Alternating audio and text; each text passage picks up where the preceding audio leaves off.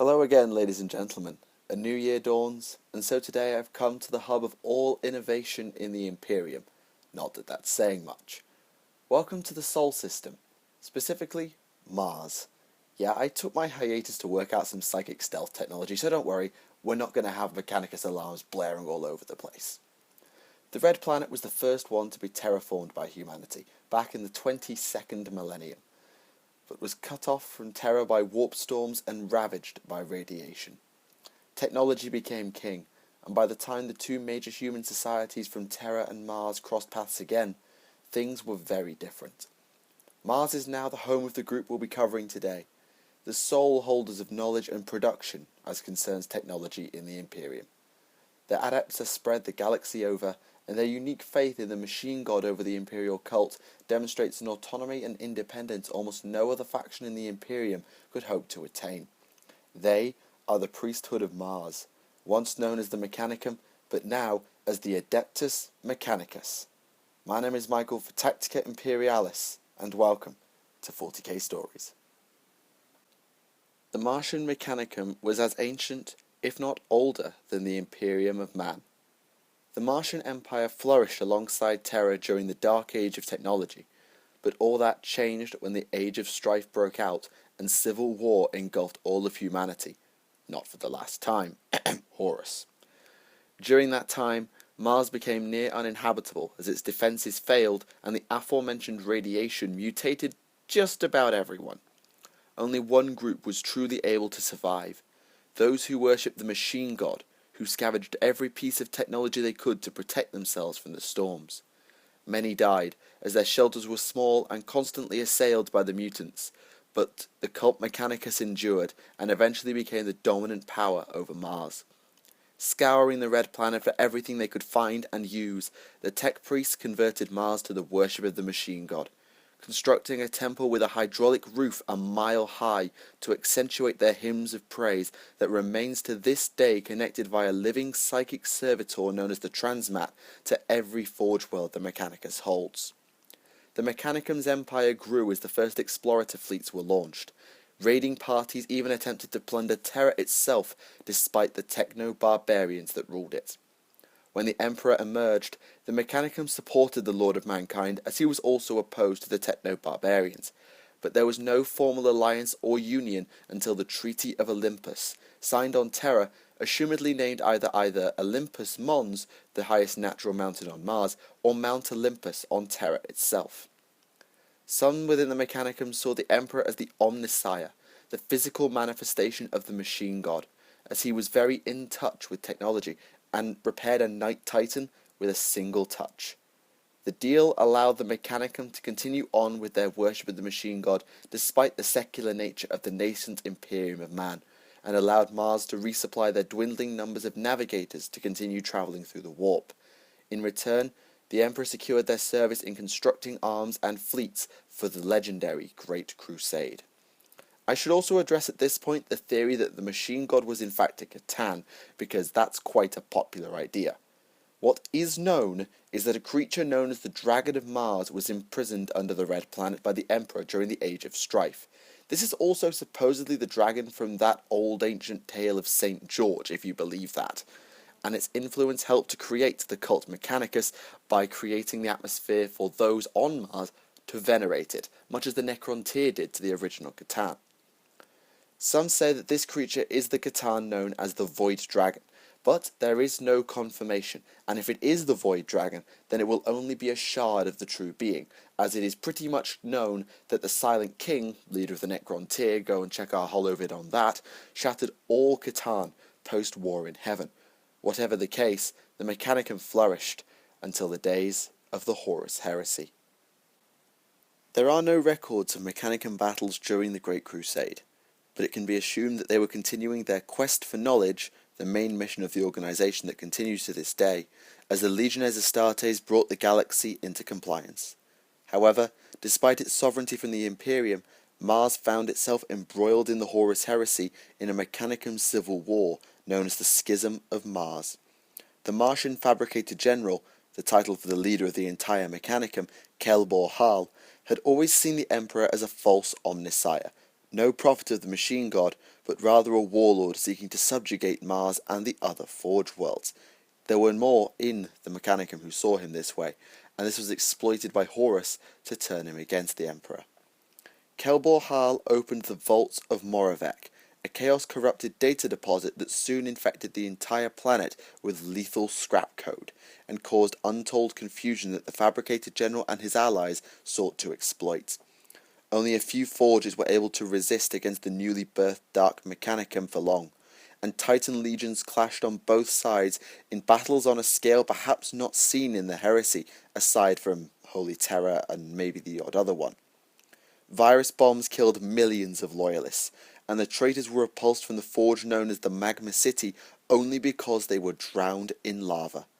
Eventually, 4 companies of the Imperial Fifth Legion led by the captain Sigismund arrived to reinforce and liberate Mars, accompanied by the Imperial army, but they were unable to do much more than secure a couple of forges and drain them of material to transport to Terra before ordering an evacuation. Mars was blockaded for the remainder of the Heresy, and it would not be until after the Battle of Terra that the Red Planet would be back in Imperial hands. Those who survived the schism and remained loyal to the Emperor became the Adeptus Mechanicus, and picked up where their ancestors had left off in worshipping the Emperor and continuing the quest for knowledge, which at this point is also known as the hunt for the lost STCs. They have become almost fanatical in their devotion to the cult Mechanicus, and infighting has broken out on several occasions over its tenets. Rather like the Imperium, the Mechanicus has atrophied to some extent, as less is known now as than during the Great Crusade, meaning repairs on or production of ancient technology has become borderline impossible, which is probably why they're now in a pact with the Dark Eldar relating to the maintenance of the Golden Throne. If you wish to know more of the Schism of Mars, I will leave a link to an old holovid I found from another group who recorded the logs of the Horus Heresy. You should go and check it out. Very much worth your time. Mechanicus society today operates on a strict hierarchy, with ranks seemingly granting access to mechanical augmentations.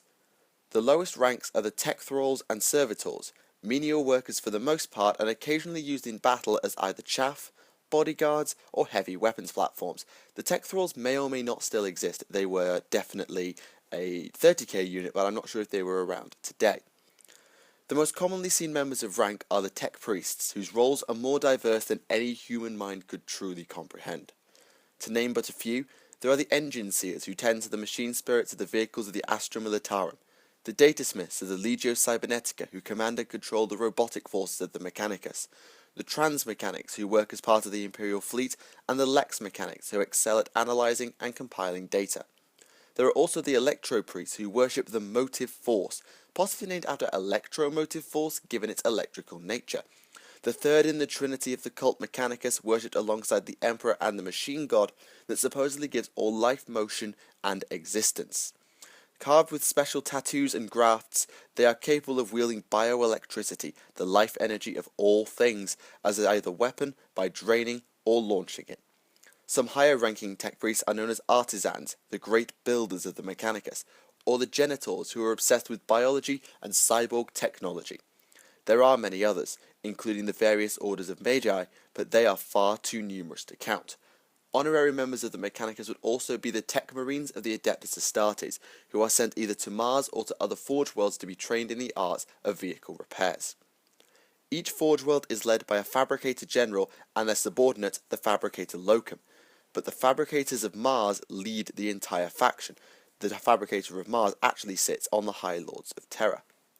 From the rank of tech priest onwards, many members of the Mechanicus will have more and more mechanical components implanted into them, both seemingly to aid their work, and perhaps to come closer to the machine god if you believe in that sort of thing.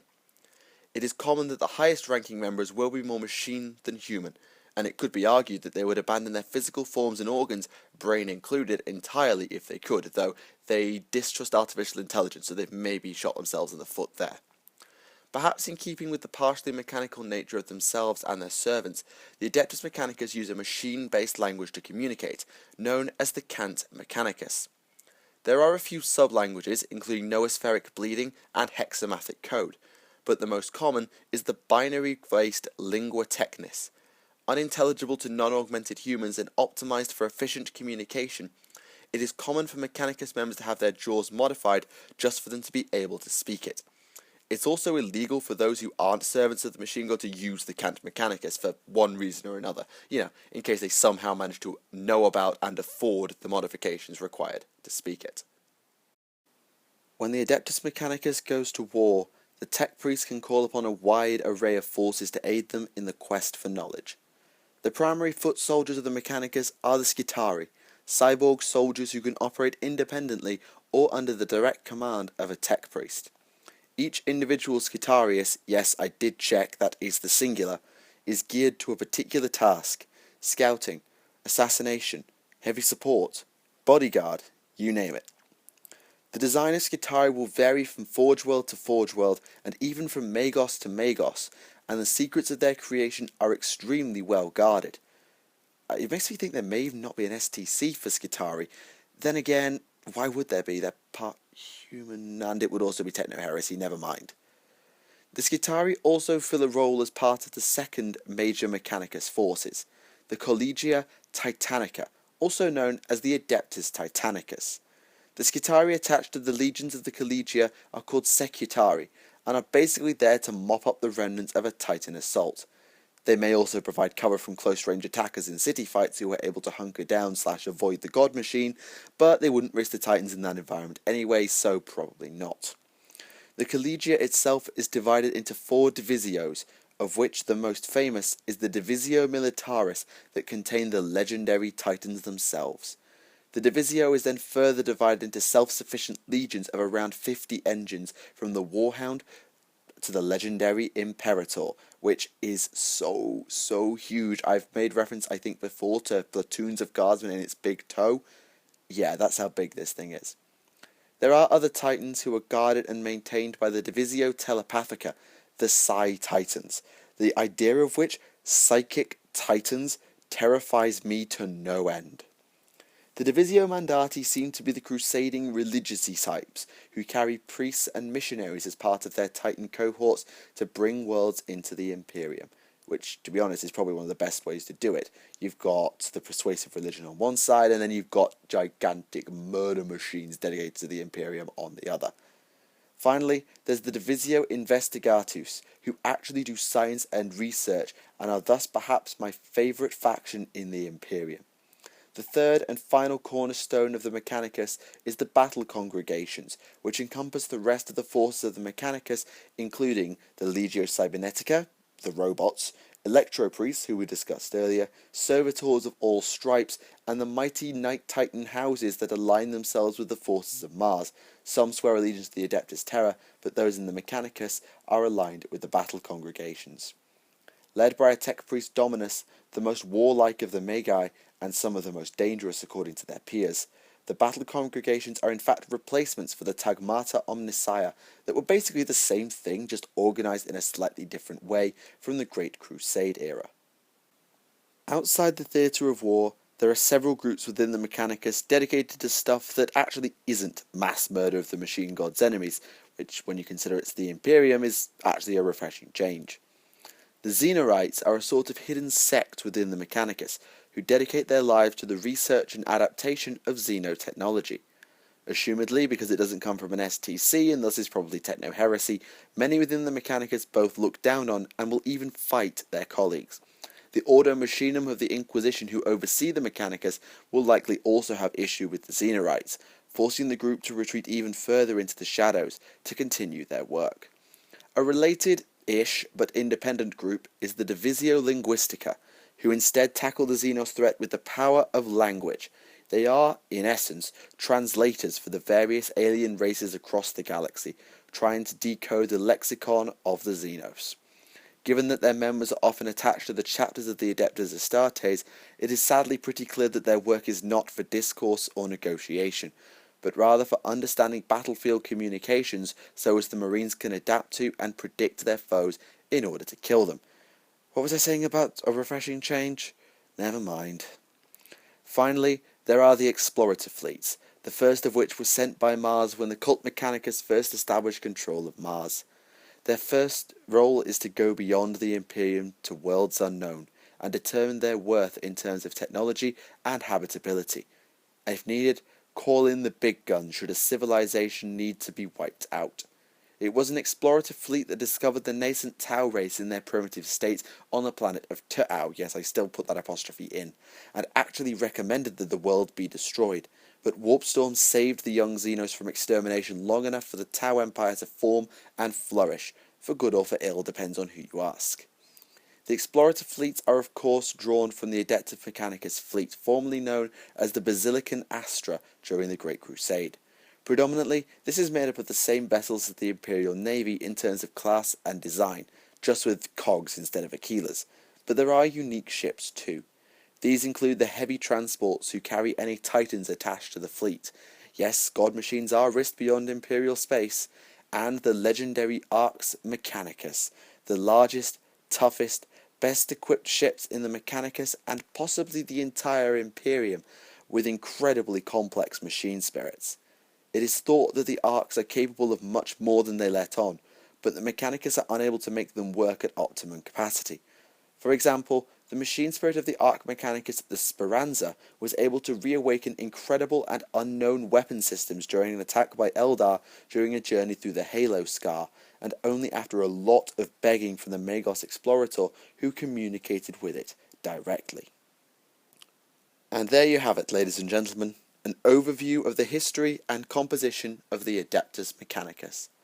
The forces of the Red Planet are mighty indeed, and the quest for knowledge and their rigorous approach to science and technology mark the tech priests out as unique amongst the Imperial forces. Now, I need to slip away from the Sol system and back into the Webway, as we have a Legion world to visit, and having a Mechanicus fleet on my tail and all the Imperium alerted to my presence will make my life that much bloody harder. And so we must depart from the home of humanity, at least for now. Time to set a course for the most Mechanicus-tied Legion world of all. Thank you all for watching. My name is Michael for Tactica Imperialis. Happy New Year, and I'll see you all again. Goodbye.